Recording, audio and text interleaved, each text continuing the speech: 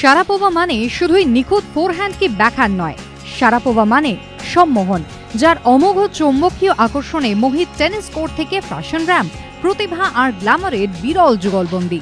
যে গ্ল্যামারের ছটায় নিমেষে টেনে নিয়েছিলেন যাবতীয় লাইমলাইট। 10টিরও বেশি বহুজাতিক সংস্থার ব্র্যান্ড অ্যাম্বাসাডর, যার মধ্যে ঘড়ি, গাড়ি, প্রসাধনী, ক্রীড়া সরঞ্জাম, বৈদ্যুতিন সরঞ্জাম সহ একাধিক পণ্য। মহিলা অ্যাথলিট হিসেবে বার্ষিক আয়ের তালিকায় একটানা তিনি 1 নম্বরে। টেনিস থেকে যা আয় তার অন্তত 4 গুণেরও বেশি আয় হয়েছে বাণিজ্যিক চুক্তি থেকে। কিন্তু ডোপিং নিয়ে তার স্বীকারোক্তির পর এবার সেই বাণিজ্যিক চুক্তিতেও গ্রহণ। ইতিমধ্যেই মাসার সঙ্গে সম্পর্ক ছিন্ন করেছে নাইকি। নাইকির তরফে একটি বিবৃতিতে জানানো হয়েছে, শারাপোভার সম্পর্কে খবরে আমরা অত্যন্ত দুঃখিত। ডোপিং তদন্ত সম্পূর্ণ না হওয়া পর্যন্ত তার সঙ্গে সমস্ত চুক্তি বাতিল করছি আমরা। একই পথে হেঁটেছে পোর্শে। সুইস ঘড়ির ব্র্যান্ড ট্যাগ হিউয়ার জানিয়েছে, মাসার সঙ্গে চুক্তি পুনর্নবীকরণ করছে না তারা।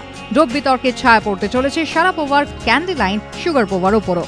ক্রীড়া থেকে বিপণন, চ্যাম্পিয়ন থেকে ব্র্যান্ড অ্যাম্বাসাডর, নাম, যশ, খ্যাতি, গ্ল্যামারের জৌলুস, অগুন্তি ভক্ত, ঝাঁ চকচকে জীবন, লাইমলাইটের মধ্যেই হঠাৎ অন্ধকার, হঠাৎ একা হয়ে যাওয়া এক নক্ষত্র, খুব একা।